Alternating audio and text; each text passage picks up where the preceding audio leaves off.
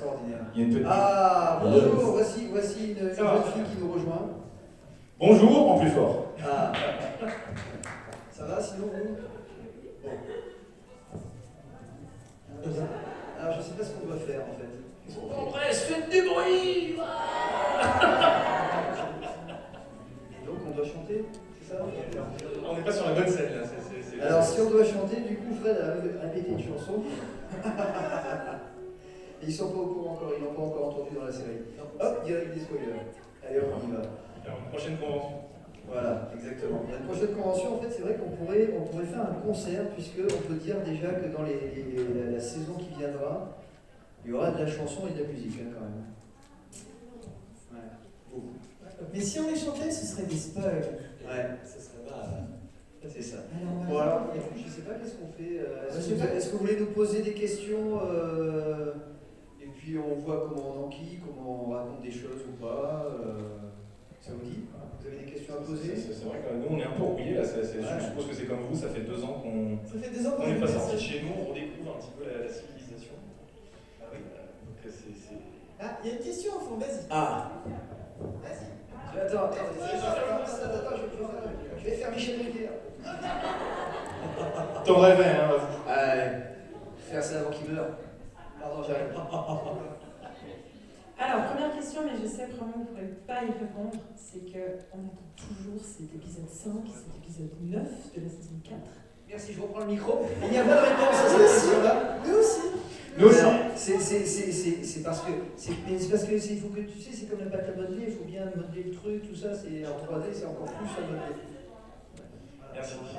Alors, pour répondre à cette question, à laquelle on peut répondre, c'est juste qu'il y a eu une épidémie mondiale qui est passée par là, malheureusement, et nous, ça nous a pas trop affecté en France, parce que en animation, on n'est pas trop bloqué, on peut bosser chez nous, on travaille sur notre ordi, on s'envoie des fichiers, ça marche bien. Donc nous, on n'a pas trop été impacté. Par contre, on n'est pas les seuls à fabriquer, on fabrique avec la Corée et l'Inde, et en Inde, ils ont été particulièrement touchés. Et à tel point qu'il y a un des studios avec lequel on fabriquait l'animation qui a fait faillite. Et donc tous les épisodes qui étaient en fab chez eux ont été impactés, donc il a fallu qu'on trouve un autre studio, voilà. Et les épisodes 5 et 9 en font partie, malheureusement. Désolé pour vous, c'est pas évident. Voilà. Mais merci pour la Ils arrivent, hein. Oui, le 9, il y a une date de diffusion. Voilà. Non, celui qui a le plus morflé, c'est le 5. Le 5 a beaucoup morflé, mais bon, après, le 5 n'est pas si important que ça. Non, mais le 9, on sent qu'il y a à la fin du 10, on sent qu'il y a quand même le truc, on se dit, il a manqué le 9, mince. Mais c'est pas grave. Le 9 est important dans la chronologie de la série. Le 5 est bon. C'est lequel épisode 9? Gabriel. Déjà, Je vois pas en quoi il est important. déjà juste le titre. C'est vrai. Mais je pense, en fait, Ça, c'est l'épisode qui m'a frustré. Ouais. vous ne dites pas la vérité. La vérité, c'est qu'il y a une dispute entre ces deux-là pour savoir s'il y aura ou non une cuisine chez les Agreste. Ce qui a duré 2 ans. Et, Ah non, il n'est pas dans la et tout le problème, c'est cette sœur de cuisine. Donc, ils accusent les studios et le Covid. Mais en fait, c'est une histoire de cuisinistes. Ils ne sont pas de cuisiniers. Donc, pour bien raconter l'histoire, on aurait besoin d'avoir la cuisine de chez Adrien. Et comme vous ne le savez peut-être pas, on est limité par le nombre de décors qu'on peut créer par saison. Et voilà, donc la question c'était est-ce qu'on allait fabriquer la cuisine rien que pour cet épisode, et puis on n'a pas eu le droit, moi ça m'a frustré. Alors, dire aussi, c'est vu qu'on l'a mise dans la saison 5, est-ce que du coup, vu le retard que prend l'épisode de la saison 4, est-ce qu'au final, on n'aura pas la cuisine? Et non, hélas, non. On attendra la Quel suite. spoiler. Et voilà, gros spoiler, spoiler spoiler, monumental. Un jour, vous verrez la cuisine de chez Adrien. Magnifique. Et cette cuisine a une certaine importance dans la saison 5. Ah oui, c'est une cuisine importante. C'est effectivement. Il y a un côté spectacle finalement, tu as raison de soulever ça, parce que là on donne l'impression de broder sur le thème de la cuisine comme si on n'avait rien à dire, mais en fait, c'est vrai qu'en fait cette cuisine, à bien y réfléchir, il y a une dimension hyper méta avec ce lieu, puisqu'en fait c'est un peu les cuisines de la série aussi, cette cuisine. C'est vrai. Non mais sans déconner, c'est vrai que quand on dit ça vous pouvez pas forcément capter, mais... Et les épisodes sont les pancakes de l'amour. Ouais. Les pancakes, c'est pas anodin non. Spoiler. Pas du tout. c'est ma question sérieuse, parce que je pensais bien que c'était.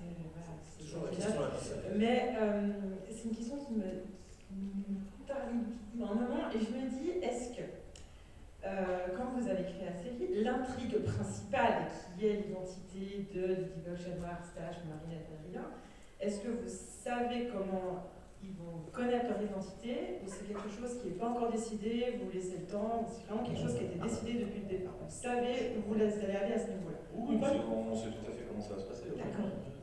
Oui, ça se planifie sur. Donc, On ne peut pas savoir. Mais c'est un peu le moteur de la série, donc oui, il faut savoir comment elle fonctionne. Oui. Il faut regarder notre sourire sur nos visages, on sait. Alors, on a une autre question juste ici. Hein. Alors, c'est pour demander. Alors, quelle est ma question? Je suis un peu stressée. Voilà. Vous savez, pour la saison 4, je sais qu'il y aura une saison 4, excusez-moi, pour ceux qui ne sont pas encore regardé la saison 4. Est-ce qu'il y aura, vous avez encore décidé qu'il y aurait une saison 5 ou 6 ou vous êtes arrêté jusqu'à la saison 4? La saison 4 est bientôt finie en fabrication, la saison 5 a commencé à être fabriquée, et là, tel que vous nous voyez, on est censé être en train d'écrire la saison 6. Mais on a pris un peu de retard. Parce qu'on est des feignants. On avait besoin de vacances. Non, c'est parce qu'on a décidé d'écrire avec nos oreilles, c'est pour ça. Ça prend plus de temps. C'est en morse, long. Long. Un petit coup d'oreille pour faire un mot, donc forcément. Ah, merci Ladybug.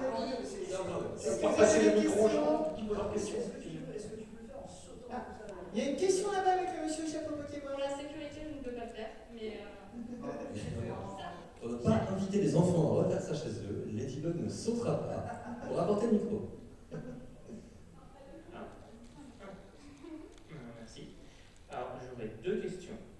Alors, la première, je voudrais savoir, est-ce que vous avez déjà pensé à vouloir faire des épisodes what if, où par exemple, Papillon, du coup, ne serait pas un porteur de Miraculous méchant, mais serait du coup allié, et du coup, il utiliserait par exemple des Tenshin, du coup, pour créer des héros, ou voilà. Ou par exemple, aussi faire un, par exemple, parce qu'on sait que la professeure de sciences, Madame Mendeleïev, Non, pas ça. eh ben, non mais Mengele ne travaille pas sur la série. Il ne travaillera jamais sur la série. non mais du coup ça par exemple vu qu'elle sait que les comics existent, est-ce qu'elle voudrait pas par exemple un jour créer, enfin comme dit dans un motif, une sorte de Miraculous artificiel ou autre?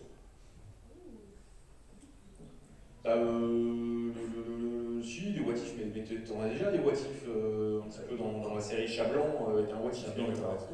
L'utilisation des pouvoirs du papillon dans un contexte où ce ne serait pas de la création de super-vilains mais de super-héros est en tout cas évoqué. C'est même pas un what if d'ailleurs. Si le Miraculous était utilisé par quelqu'un qui n'a pas les buts tourmentés du papillon,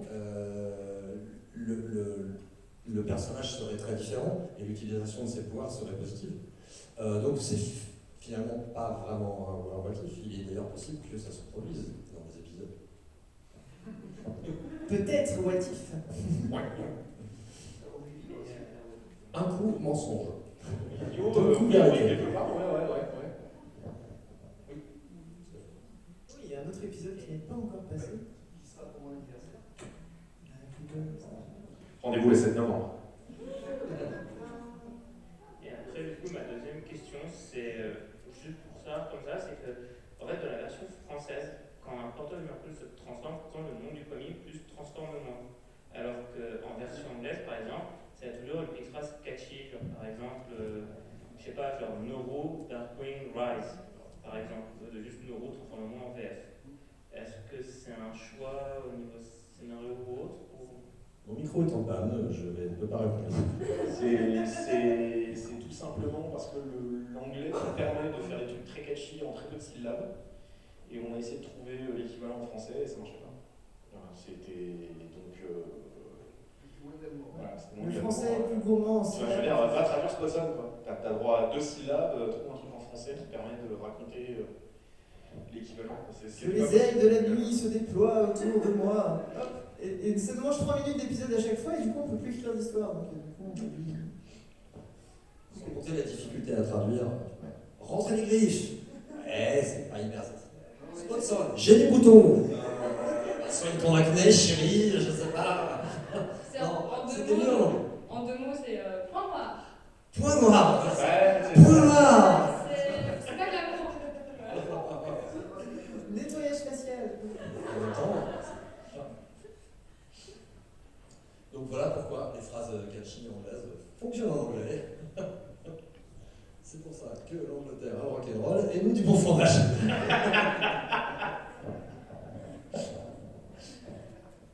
Next. Prochaine question. Une petite main sur les. Oui, j'ai vu. Là-bas. Mon micro est plus fort, je crois que j'ai plus fort. Parce que je parle à peine. C'est ma voix qui est. Bonjour. Je suis Jerses. Donc j'aurais 2 questions aussi. Alors la première, dans la production d'un épisode, quel est l'aspect que vous détestez le plus? Quelle bonne question. Le fait qu'on n'a pas le droit à mettre plein de nouveaux personnages dans chaque épisode, parce qu'on a le droit de le dire. Et encore, on se développe. Moi, chacun répond. Hein, ouais. Moi j'aime bien fabriquer des dessins animés, donc et j'aime bien la contrainte, le fait d'avoir à produire beaucoup d'heures de programme avec finalement très peu de budget, très peu de temps, parce que ça t'oblige à trouver des solutions efficaces, ça développe un peu la créativité. Non, il y a un truc que je trouve dommageable particulièrement à chaque fois, c'est que c'est quelque chose dont je parle souvent avec les dinosaures comme moi de l'animation, qui ont connu comment l'animation se fabriquait avant. En fait, dans tous les studios, on fabriquait tous de la même manière. En fait. Tout était fait sur papier, on dessinait tous, storyboard, layers, enfin, toutes les étapes étaient les mêmes, c'était shooté sous la caméra, etc. Donc en fait, tu allais dans un studio à l'autre, la seule chose qui changeait dans la façon de fabriquer, c'était le style des dessins. Mais finalement, on travaillait tous de la même manière. Ce qui fait que même les gens de la production, ceux qui ne dessinent pas, ceux qui nous encadrent, qui déterminent les plannings, les budgets, tout ça, en fait, quand on discutait avec eux, ils savaient de quoi on parlait. On faisait tous le même métier, en fait. Et donc, même ceux qui ne dessinaient pas comprenaient un petit peu ce qu'on faisait, le temps que ça prenait, etc. Là maintenant, avec l'arrivée du numérique et le fait qu'on peut travailler de plein de manières différentes maintenant, 3D, traditionnelle, animation vectorielle, etc., ça fait qu'en fait les gens de la production comprennent de moins en moins notre travail. Et ce qui fait que c'est problématique d'avoir des discussions constructives ensemble quand on rencontre un problème de fabrication. Bien souvent, on leur dit non, mais t'inquiète pas, ça on peut le corriger de manière très simple en faisant ci, ça, ça. Et en fait, on voit bien qu'en face, ils ne comprennent pas ce qu'on raconte. Et donc, comme ils ne comprennent pas ce qu'on raconte, ils n'arrivent pas à nous faire confiance et ça crée des problèmes.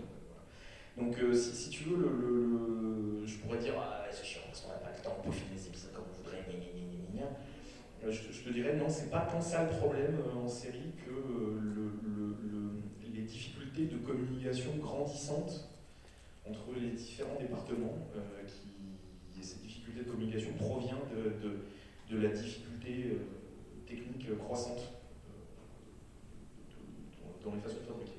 Voilà, ça c'est vraiment le truc que je trouve dommage avec le temps. Ce qui est con parce que du coup les produits qu'on fait sont quand même vachement mieux finis qu'avant, je trouve.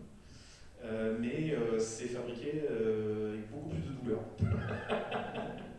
Voilà. C'est un petit peu ça le truc que je trouve dommage. Ça et le fait de ne pas avoir cuisiné. Trop tard. Jamais, je ne peux pas. Moi j'avais déjà répondu, mais.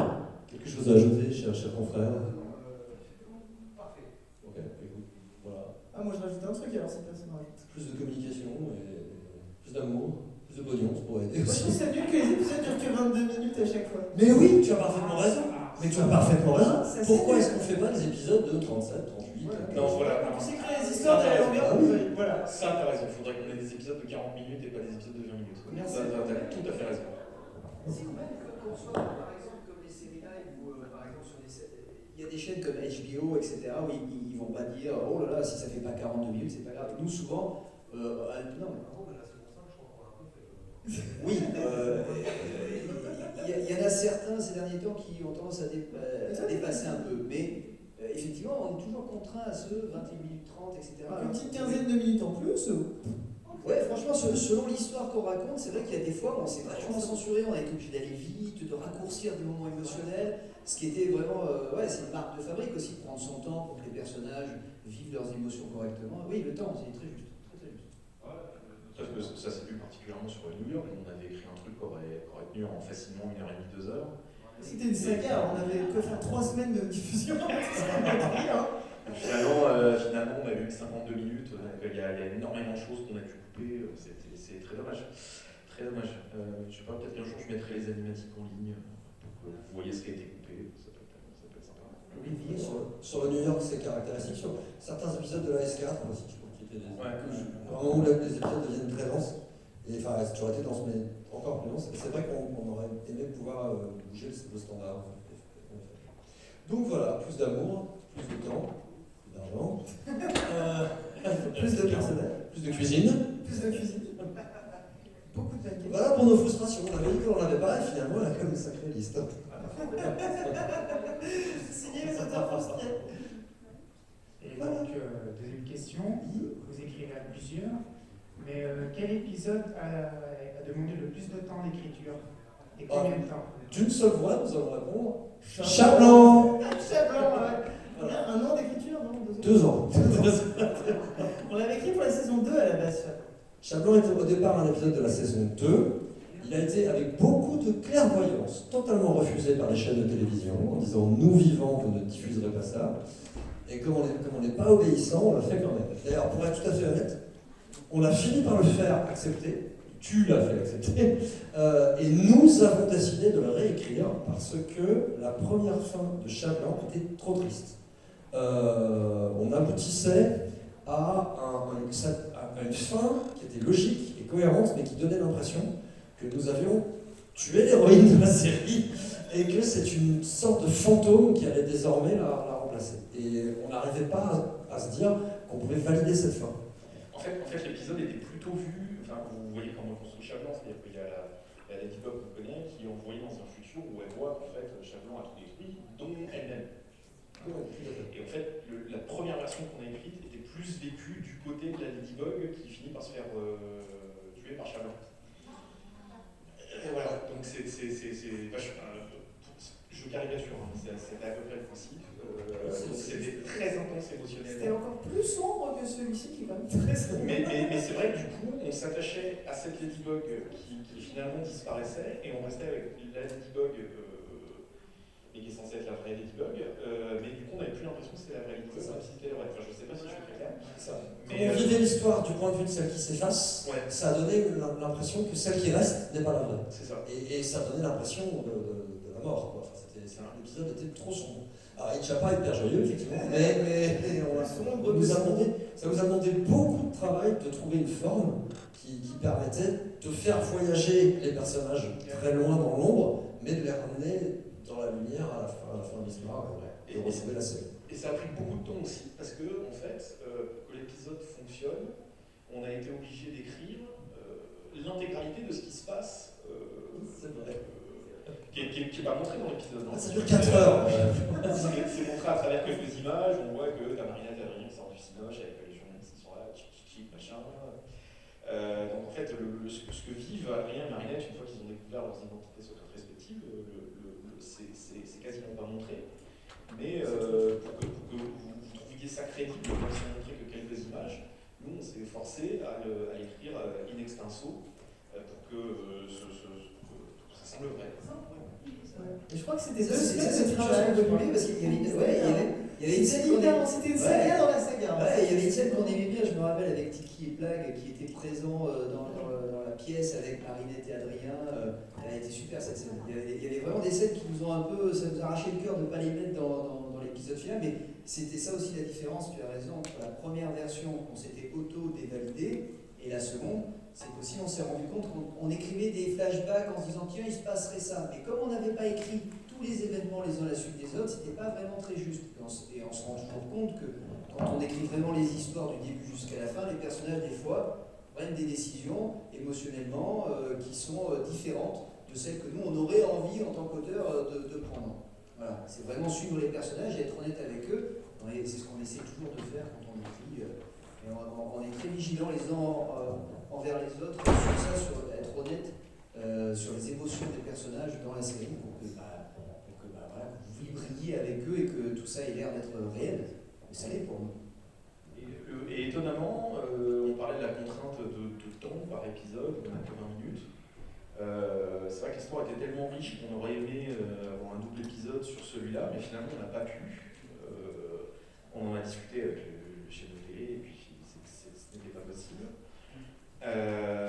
Mais du coup, c'est aussi ça qui nous a forcé à réécrire et finalement à tomber sur cette forme d'histoire que vous avez vue. Si on avait pas eu cette contrainte de temps, ça aurait donné peut-être une histoire très différente. Donc finalement, comme quoi la contrainte développe toujours la créativité. Ah oui, c'est juste de se dire qu'on a écrit finalement, parce que tout le monde se dit ah là là, qu'est-ce que ce serait une belle histoire d'amour, le jour où ils se révéleront leurs identités secrètes. C'est vrai que cette histoire, on l'a écrite, elle a existé, elle a ses détails, elle a ses moments, comme ça une chronique d'une vie amoureuse parfaite, que nous avons ensuite broyée. Nous l'avons détruite.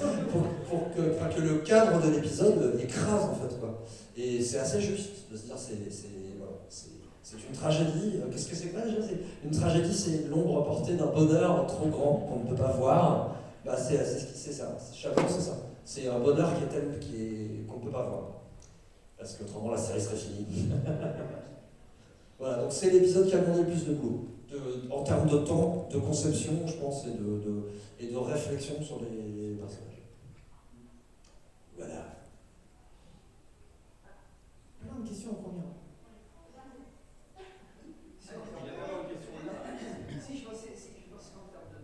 En termes de temps, il y avait aussi un truc très drôle, c'était l'épisode de Santibuleur qui, on s'était bien ramassé quand même. En fait, on a écrit un synopsis dont on a vendu à la chaîne en disant oui, si, c'est un épisode de Ladybug de 20 minutes, il n'y a pas de problème. Première version du script, il faisait 1 heure. Oui, c'était totalement faux. Mais c'est pareil, du coup, la contrainte aussi nous a poussé à être beaucoup plus synthétique. À partir de Santibuleur, on a essayé de faire l'histoire plus simple, parce que c'est vraiment ça a été vraiment compliqué. C'est ce qui définit les épisodes qui suivent. Oui, on est très très simple à la fin. Merci, au revoir. Alors, la question, pour les épisodes mensonges et vérité. Ah, yes. En fait, moi, il y a la majorité des fans qui l'ont vu comme une réussite d'avoir brisé les couples Lucanette et Miami. Les monstres. Voilà. Et du coup, moi, je l'ai vu d'une autre manière, en fait. Je l'ai vu vraiment d'un point de vue d'un ressenti, vu les émotions de Marinette en fonction de sa situation et aussi d'Adrien. Comme quoi, être en couple, d'accord, mais il y a des sacrifices à faire derrière. Donc, je ne sais pas comment vous l'avez vu en écriture, mais étant donné que vous avez vu que la majorité des abonnés, des fans l'ont vu comme une sorte de... Ouais, c'est bon, ils ont détruit le Lucanette, ils ont détruit la Trigami, c'est terminé. Est-ce que vous n'avez pas un ressenti derrière d'échec? Parce que c'est peut-être pas ce que vous avez voulu montrer. Ça veut dire, heureusement qu'on ne suit pas les commentaires. Désolé, hein, les fans, en fait, on ne suit pas vos commentaires. Moi, je ne sais jamais qui pense quoi sur les épisodes, donc je suis très étonnée de découvrir qu'ils étaient là. Waouh, tant mieux, c'est fini. Ah si, la majorité, justement, ils ont vu ces épisodes justement comme une réussite, c'est-à-dire que ça n'a même pas duré une fin de saison, comme quoi ils ont détruit les débuts. C'est la tragédie des identités secrètes, enfin. Voilà, moi je l'ai vu comme ça, mais voilà, sachez que la majorité le voit comme... c'est la majorité qui s'exprime, après, on sait pas.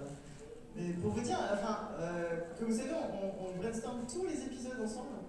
Et alors, on les rédige chacun à notre tour. Et moi, je peux vous dire que c'est moi qui rédige les vérités. Je pleurais à peu près. Team vérité et mensonge. J'ai pleuré à peu près toutes les 2h30 en rédigeant. Donc si quelqu'un a trouvé que c'était un épisode joyeux, je sais pas ce qui va pas chez vous, mais c'est comme un épisode a priori plutôt tragique quand même. Enfin, voilà, Ouais, je crois qu'on a. J'ai même pas pensé, avant que tu le formules, que ça pouvait être vécu comme ça, comme une sorte de rivalité de ship, quoi. Mais non, pour moi, c'est des épisodes qui disent au contraire beaucoup de Lucas, qui disent beaucoup de Kagami. C'est des épisodes, je pense, de révélation très forte sur ces personnages. Et ça dit au contraire combien ces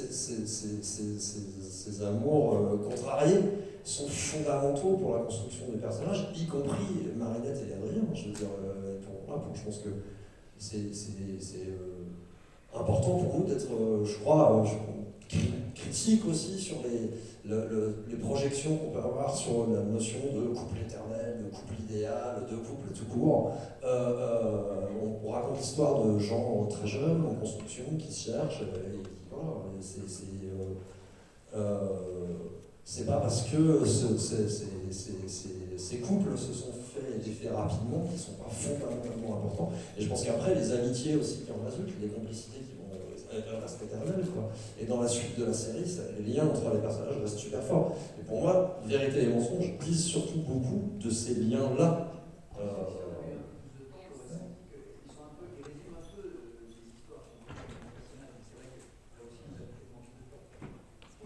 Oui, avec 45 minutes, c'est sûr qu'on aurait été bien. Si les deux chacun avait fait 45 minutes. En plus, ce qui est hyper important, et on a vraiment, en tout cas, c'était vraiment un travail, un premier qu'on avait vraiment tous à cœur de faire sentir, c'est qu'il n'y a pas d'histoire de jalousie en fait. C'est qu'il n'y a pas de triomphe d'Adrien devant la rupture de Marinette et Lucas, il n'y a pas de triomphe de Marinette devant la rupture de Kagami et Adrien. Au contraire en fait, et c'était vraiment. Kagami comme Adrien, comme Lucas, sont des personnages qui ne sont pas du tout toxiques de ce point de vue-là et qui n'ont aucune espèce de jalousie, de territorialité par rapport aux expériences qu'ils ont vécues, quoi. C'est marrant, ça veut dire que vous n'avez pas senti le côté dramatique du début de la saison 4. Tu dis, mais au profit du soulagement de C'est marrant parce que c'est assez intéressant parce que nous on l'a vécu comme une tragédie au début de saison. Ah ouais.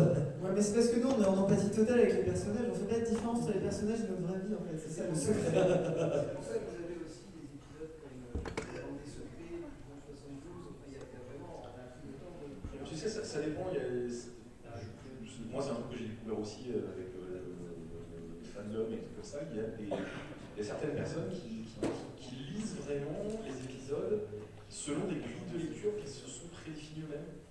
Et ce qui fait qu'en fait, ils lisent pas mal d'infos. C'est un peu dommage. Ah ouais, je trouve ça très très dommage. Plutôt que d'avoir une espèce d'ouverture et de prendre les choses comme elles viennent. En fait, ils appliquent une grille de lecture et si ça rentre dans la grille de lecture, c'est super. Si ça rentre pas dans la grille de lecture, c'est pas bien. C'est dommage. Qui ici était soulagé de la rupture? Non, regarde. Ah, personne. Non, moi je peux comprendre que les gens disent ouais, il se passe un truc triste, mais au moins peut-être que ça va rebondir, ça va lui permettre de retrouver Adrien, etc. Mais après que vous souteniez à fond l'amour de Marinette et Adrien, on est tous d'accord avec vous, c'est une bonne idée. Enfin, ça fait partie du principe de la série. De là à après, quand même, putain, Lucas il était tellement sympa. Qui a dit que c'était fini? Enfin, pardon, excusez-moi. C'était terminé. Qui vous a dit que c'était terminé, quoi? Je veux dire, je suis désolé pour ceux qui ont fait ouais, c'est fini, mais j'ai une mauvaise nouvelle. Donc, non, c'est pas aussi simple. C'est pas aussi simple.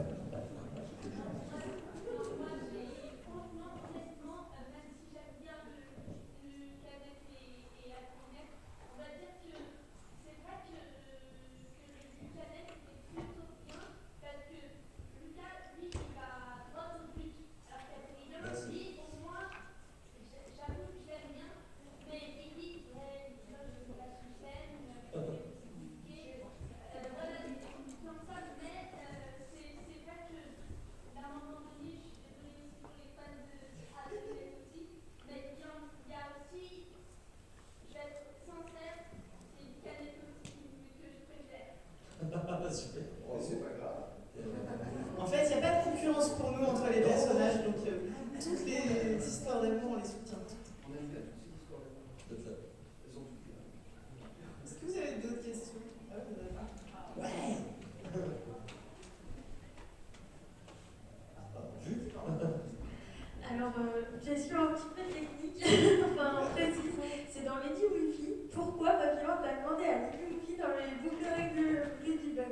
sentir depuis le début. Et en fait, elle essaie de tirer son masque au lieu de lui enlever les boucles d'oreilles. Alors, cette question trouvera sa réponse au début de la scène, on est bien d'accord. Ouais. Cette question trouvera sa réponse au début de la scène. Ah bah je suis déjà trop loin. Il va falloir on peut dire un truc quand même, c'est que on est au début de l'écriture avec Thomas, et en fait on a une époque aussi où en fait on teste les règles de Miraculous, et où on veut faire comprendre des choses. En fait la blague sur le masque, c'est, je sais plus qui m'a dit ça à l'époque, il me dit on peut lui enlever le masque. Je sais plus qui m'a dit ça. Ouais. Hein, je me rappelle plus. On va pas retrouver son nom, c'est pas grave. Retrouver son nom. Et en fait c'est pour ça qu'est né ce dialogue-là, en fait, c'est pour faire comprendre, parce que nous avec Thomas, comme il m'avait expliqué ça, enfin nous on se comprenait, mais on s'est dit, ah putain, mais ça se trouve les gens n'ont pas capté que c'est quelque chose de magique. En fait, on écrit cet épisode et il y a. Comment te dire, le moteur de cet épisode et le moteur du personnage de Luffy, c'est le fait de découvrir l'identité secrète de Ladybug. Parce que c'est Alia qui s'est automatisée, qui est journaliste. Donc, elle, son but, c'est pas de choper les boucles d'oreilles. Ça, c'est le but de Papillon. Oui, mais en enlevant les boucles d'oreilles, on découvrirait sa vraie identité. Mais elle ne le sait pas. Oui, mais elle ne le sait pas. Papillon Donc, pourrait lui dire. moi, si à un moment j'ai envie de découvrir qui tu es, c'est un costume que j'ai envie de découvrir qui tu es, je vais pas t'enlever des chaussures, je vais t'enlever ton masque. Tu vois ce que je veux dire? Elle ne le sait pas, Alia. Donc qu'est-ce qu'elle fait? Elle cherche à enlever le masque, elle dit merde, ça marche pas. Et pendant ce temps, t'as l'autre compte Papillon qui est là, genre, mais déconne quoi, on le fait pareil d'abord. Oui, c'est trop tard. Et puis toi, tu as tendance à regarder après aussi, comme tu as une vision, le spectateur, il a une vision de non pas les personnages, le spectateur, il a l'ironie dramatique, il comprend des choses que Alia ne comprend pas à ce moment-là de l'histoire, tu vois ce que je veux dire? Et même que toi, tu peux comprendre, même Alia aujourd'hui, parce qu'elle a appris des nouvelles choses.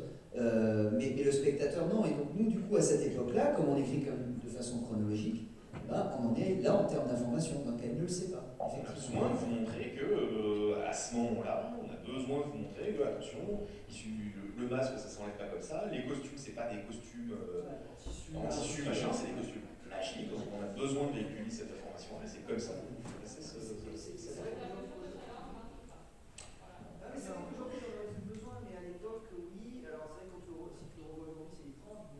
les règles de la série n'étaient pas aussi claires pour tout le monde qu'elles le sont aujourd'hui. Et pour les plus petits aussi. Ouais. Oui, c'est vrai. Donc d'abord de dire, attention, si tu tires sur le masque, il ne se passe rien. Et puis c'est quand même, faut bien que les Wi-Fi, c'était quoi? C'était l'épisode 3 ou un truc comme ça. Ça vient juste après Stormy Weather et Copie des Plages. En fait, même dans la vraie histoire, c'est que quand on a commencé à écrire, on a lancé 4 épisodes en même temps. Il y avait le bulleur, il y avait Climatica, il y avait Lady Wi-Fi et il y avait le dessinateur. Et il y avait même Monsieur Pigeon, on en a fait 5 en même temps au début. Et du coup, les 5 sont écrits vraiment en même temps. Et il y a même un été où on les réécrit ensemble pour changer des choses par rapport au concept. Et du coup on essaye aussi, on teste aussi le concept de la série Miraculous. C'est-à-dire que même nous, on découvre finalement. Pour être tout à fait honnête, il est très possible qu'au début de l'écriture, que Lady Wi-Fi en fait, nous ait permis de dire les masques ne s'enlèvent pas. Que c'est des choses qu'on a appris à ce moment-là. Et par contre, c'est vrai, je ne te blaguais pas tout à l'heure, il y a un moment où Papillon va se poser exactement la question que tu te poses, mais bon sang, pourquoi est-ce qu'elle n'a pas enlevé les boucles d'oreilles? Et ça sera repris plus tard dans la série. Et en vrai quand historiquement, en fait, ces 5-6 premiers épisodes, c'est les numériques aussi, dans le premier batch d'écriture. En fait, ce sont tous, ces 6 épisodes-là ont eu, sauf dessinateur, mais les 5 autres ont tous eu vraiment 2 versions totalement différentes. C'est vraiment des scripts qui sont partis à la poubelle et ont été réécrits entièrement. Ça aussi, c'est ce qu'on de les voir. Quand on a commencé à travailler sur l'écriture de la première saison, on a fait un petit peu comme ça se fait d'habitude sur les autres séries. C'est-à-dire qu'il y a un concept. Voilà. Et puis on distribue une histoire par scénariste qui rentre chez lui et qui travaille dans son coin pour écrire un truc. Et résultat, sur une série comme Ladybug qui a besoin d'avoir des règles très précises, on a récupéré les premières histoires et c'était totalement incohérent en fait. Maintenant qu'il y a je ne sais pas combien d'épisodes et que les gens ont pu les voir, il y a une cohérence si tu veux quand tu te ramènes, si on te dit tiens vas-y écris une histoire de Ladybug, vous seriez peut-être capable d'en écrire une vous-même parce que vous connaissez les personnages, mais ils sont vivants pour vous maintenant. Mais à l'époque, les personnages n'existent pas vraiment encore, on les cherche. Et donc voilà, nous on a récupéré les scripts et puis découverte des personnages, et qui n'était pas vraiment cohérente d'une histoire à l'autre. Donc qu'est-ce qu'on a fait?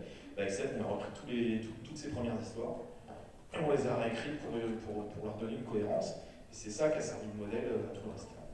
Et ensuite, c'est vrai que de constater que c'était compliqué finalement que chacun écrive chez soi, c'est comme ça aussi qu'on s'est rendu compte à l'époque avec Fred, qui venait souvent travailler au studio, et Mathieu. C'est comme ça qu'en fait on a commencé à créer notre groupe d'écriture et qu'on a commencé à travailler en atelier d'écriture. En fait, ça s'est fait assez naturellement avec des auteurs qui étaient plus impliqués que d'autres, qui se sont dit ah bah tiens, moi je viens parce que je comprends pas tout. Puis je me rends compte que quand on discute ensemble, parce que Thomas était aussi au studio, on était tous vraiment physiquement présents. Et c'est comme ça qu'on a formé notre petite bande et on a façonné la saison 1 un peu comme ça au fil du temps. Et puis après, on s'est dit, bon, on va pas être bête, on va se mettre tous dans la même pièce et puis on va tout penser dès le début ensemble. Et puis comme ça sera plus simple. Et ça a été plus simple. Ça nous a pas empêché de faire de temps en temps d'énormes conneries conceptuelles, mais au moins on les a faites ensemble. Donc c'est comme on disait à propos des frustrations de fabrication, une difficulté de communication, et puis qui s'est résolue en effet avec ceux qui étaient le plus facilement présents et le plus souvent présents. Voilà. Oui, ce qui est compliqué aussi, ça c'est une chose que vous ne pouvez pas forcément savoir, mais dans le milieu d'animation, quand on est scénariste, au début on a besoin de travailler sur beaucoup de séries différentes en fait, pour gagner sa vie tout simplement. Et donc c'était pas toujours possible pour les auteurs de se spécialiser sur les debugs, d'être présents souvent. Après il y en a qui avaient peut-être moins d'affinité avec la série aussi. Donc voilà, c'est des choses qui se font petit à petit, mais sur toutes les séries c'est à peu près comme ça. Donc voilà. Est-ce qu'il y a d'autres questions? Oui, j'ai une autre question en fait. Sur Twitter, j'ai cru voir que vous alliez vous concentrer sur les. Enfin, Thomas Struck, du coup, vous alliez vous concentrer sur les épisodes dans les autres pays, si j'ai bien compris. Et est-ce que vous serez toujours sur la suite de la série, genre saison 6, saison 7, s'il y a. La question se pose actuellement de savoir ce qu'on va faire de Miraculous et de son univers. Est-ce qu'on continue juste à faire Miraculous, la série, et puis de temps en temps on fait un petit truc? Ou est-ce qu'on essaye de faire un truc plus grand? Est-ce qu'on essaie d'ouvrir ça et de faire un vrai univers de super-héros à la Marvel, à la Star Wars, enfin, un vrai univers? Le fait d'avoir un grand univers comme ça pose la question de savoir comment on fait pour organiser la fabrication de tous ces éléments-là en même temps. Donc, ce dont on discute actuellement, c'est la possibilité que je me fasse stanifier. C'est-à-dire qu'en fait, je ne travaille plus, je ne mets plus les mains dans le cambouis de la fabrication. Je suis plutôt en haut de la pyramide à travailler des concepts. Un concept de série qui se passerait là, un concept de série qui se passerait là. De travailler sur les jeux vidéo, de travailler sur les comics, donc en fait d'impulser une énergie créatrice au démarrage à chaque fois, et à charge d'autres de fabriquer au jour le jour. Voilà. Donc ça c'est ce dont on est en train de discuter actuellement. Voilà, on va voir ce que ça donnera. Mais oui, ça supposerait qu'effectivement je n'écrive plus sur les nouvelles saisons et je ne réalise plus la série. Ça ne veut pas dire que je ne fais plus rien dessus, mais ça veut dire que mon rôle se limite vraiment, par exemple sur la série Miraculous, mon rôle se limiterait à établir les story arcs avec les scénaristes qui travailleraient dessus, pour qu'on sache où on va, de tel point A, on va du point A au point B. Premier épisode il se passe ça, dernier épisode il doit se passer ça, entre temps il doit se passer ça. Et voilà. Et parce que l'idée aussi c'est de faire communiquer les séries. C'est-à-dire que les éléments qui se passeraient dans la série Miraculous auraient des répercussions sur la série qui se passerait dans tel autre pays. Donc j'aurais besoin de savoir ce qui se passe sur toutes les séries en même temps pour pouvoir tout coordonner. Voilà, voilà. La difficulté, c'est que en France, c'est quelque chose dont on n'a pas l'expérience ici. On ne sait pas comment organiser ça. On n'a pas forcément tous les moyens pour. Contrairement aux États-Unis où ils font ça depuis des années avec Marvel, Star Wars, DC Comics, Après, on peut aussi dire que depuis la saison 4, on a aussi une équipe de réalisateurs aussi qui en soutient. C'est-à-dire que Thomas suit la série sur Il fait ce qu'on appelle un brief board, c'est-à-dire qu'il fait le lien entre l'écriture et le travail que les réalisateurs et les storyboarders vont faire. Ensuite, on a un visionnage d'animatique aussi, qui permet de relever les problèmes de mise en scène, etc., que Thomas fait corriger, etc. Mais on a quand même une équipe de réalisateurs depuis plusieurs années qui est devenue très spécialisée de Ladybug. Ce sont leurs épisodes aussi que vous voyez aujourd'hui, sont co-réalisés avec Thomas. Et donc ça, c'est aussi une équipe qui restera, qui continuera. Et ça assure aussi une continuité dans la mise en scène, dans la série que vous aimez, que vous regardez aujourd'hui, au même titre chez les auteurs. Il y a des auteurs qui vont rester, d'autres qui vont s'en aller. Mais on a toujours en tout cas un socle qui permet d'avoir une vraie continuité par rapport à la série que vous aimez, les personnages qu'on connaît. Ça, on ne perdra pas ça. Voilà. Alors, effectivement, il y a une organisation à trouver sur le reste des autres univers. Mais vous avez déjà vu les bouts d'univers, parce que vous avez vu, pour la plupart d'entre vous, vous avez sûrement vu le film qui se passe à Shanghai. Donc voilà, c'est le premier pas vers un élargissement de l'univers de Miraculous. Je ne sais pas, d'ailleurs, vous pourriez nous dire ce que vous avez pensé de ce nouveau personnage de Lady Dragon. Peut-être. C'est vrai. Non, dans l'idéal, ça aurait été que chacun d'entre nous, vu qu'on est une petite équipe réduite, ça aurait été que chacun d'entre nous puisse se charger d'un des projets, mais c'est très compliqué à organiser. On n'a vraiment pas cette expérience-là en France, donc ça va être une première pour nous d'arriver à organiser ça. On va certainement commettre des erreurs au début, mais je ne sais pas comment on finira par trouver quelque chose. Mais c'est compliqué d'arriver à coordonner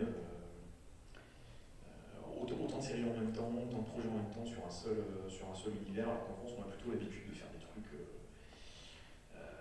Déjà on n'a pas l'habitude, on n'a juste pas l'habitude de faire des trucs qui durent plusieurs saisons, déjà, sur un seul projet. Donc imaginez ce que c'est que de faire plusieurs saisons de plusieurs projets en même temps qui communiqueraient ensemble. C'est vraiment. Mais c'est ça qui est marrant. Tout ça pourra s'arranger avec plus de cuisine, plus d'amour, plus de temps et plus de pognon. Et des pancakes. Et des pancakes magiques. Il y avait une question là-bas. Là, juste là, elle fait la main plusieurs fois, elle là, au premier rang. Merci. Alors j'ai une question, deux questions plus ou moins. Tout le monde a des questions, c'est marrant. Oui. J'aimerais savoir d'où vous est venue l'idée d'intégrer le personnage de Thomas du coup dans la série et s'il y avait d'autres personnages qui étaient peut-être plus implicitement inspirés de personnes de votre entourage. Alors tous les personnages sont tous inspirés de nous ou de gens qu'on connaît. Dont Lucas. Dont Lucas. Lucas is real. Lucas est guitariste, oui. J'ai eu la chance de collaborer avec Lucas Koufen pendant presque 10 ans comme guitariste, un très bon guitariste, et qui a rangé sa guitare électrique. C'est une belle histoire, hein. C'est quelqu'un parce qu'il trouvait qu'il ne pouvait pas avoir un rapport assez absolu à la musique, a rangé sa guitare électrique et fait aujourd'hui d'autres choses, parcourt le monde en ayant des aventures. Donc voilà, Lucas Koufen existe, Bob Ross existe d'une certaine manière aussi. Voilà. Madame Lemar est ma grand-mère, c'est vrai, c'est tout à fait ma grand-mère. Il y a son grand-père, voilà, il y a quand même un caméo bien reconnaissable de Marinette avec des moustaches, qui est inspiré très directement par. De toute façon, la vie de Marinette est inspirée de ma vie à partir d'un certain moment, d'une certaine saison. C'est carrément ça. Il y a un moment où ça devient autobiographique, mais vous le découvrirez. Non, mais c'est vrai que de toute façon, les personnages, pour les rendre authentiques, forcément, on s'inspire beaucoup de ce qu'on a vécu nous-mêmes, parce que du coup, si on y croit nous-mêmes, vous y croirez aussi. Donc forcément, dans tous les personnages, il y a un petit peu de ce qu'on a vécu.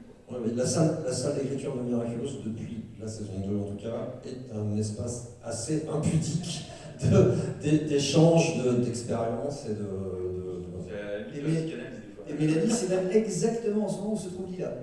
Oui, c'est marrant, j'allais dire, Lila existe vraiment. Lila existe. Mais on est sur des exemplaires, parce qu'on a réalisé qu'on avait tous une Lila dans notre vie. Le modèle saison est très proche en effet. Beaucoup trop proche. Mais ouais, c'est très.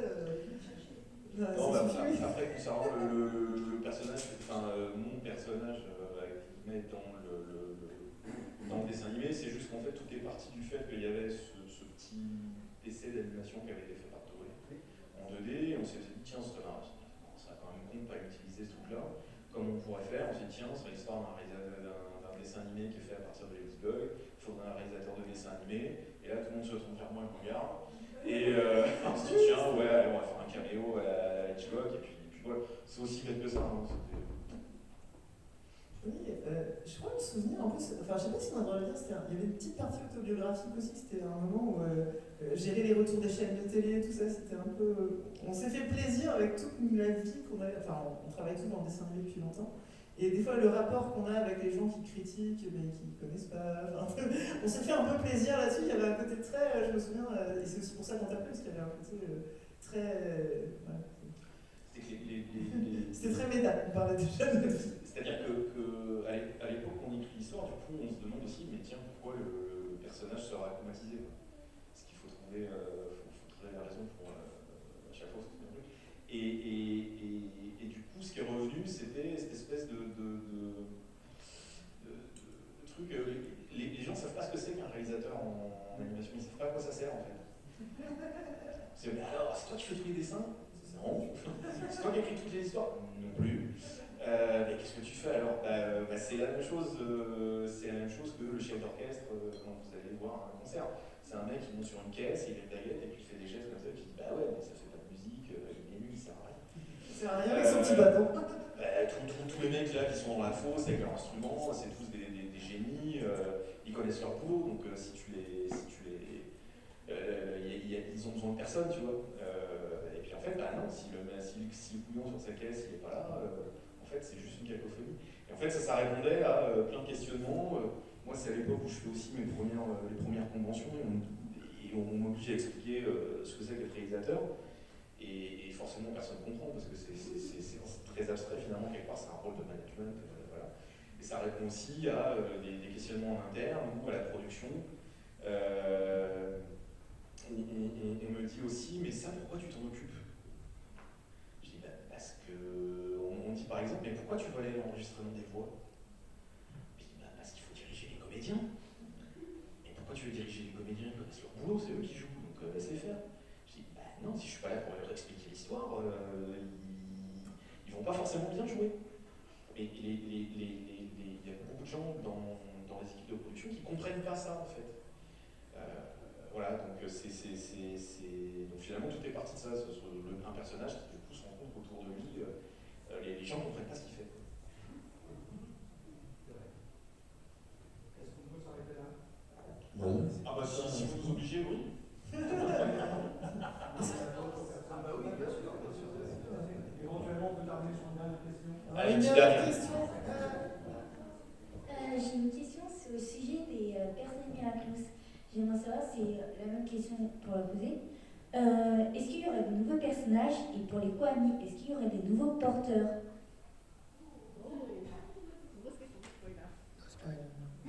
Par rapport à ce que vous avez déjà vu? Oui, par exemple. Ah bah oui. Peut-être pour le porteur du chien, je sais pas. Oui. Ah bah oui. Ah oui, on vous a pas présenté de tous ces personnages pour rien en faire, mais on vous dira pas qui, on vous dira pas quand, on vous dira pas comment, mais un jour vous savez pas quand et vous savez pas où et vous savez pas comment, vous allez ouvrir votre télé, vous faites ça y est. On va peut-être laisser, il y a d'autres gens, il a raison, d'autres gens après, mais merci à tous d'être venus, c'était très gentil. De toute façon, après à 17h, on est censé aller refaire des dessins, et comme on vous a déjà tous vu faire des dessins, voilà. on va vous poser des questions. Si vous voulez repasser, poser des questions là où on fait des dessins, on y répondra. Hein. Je veux dire, évidemment, ces échanges sont très agréables pour nous, et donc voilà, c'est pas parce qu'on doit libérer la salle, parce qu'on comprend bien que c'est tout à fait normal. C'est tout à fait normal, chers collègues, qu'on veut plus vous voir. Donc, au revoir, merci d'être venu. Merci.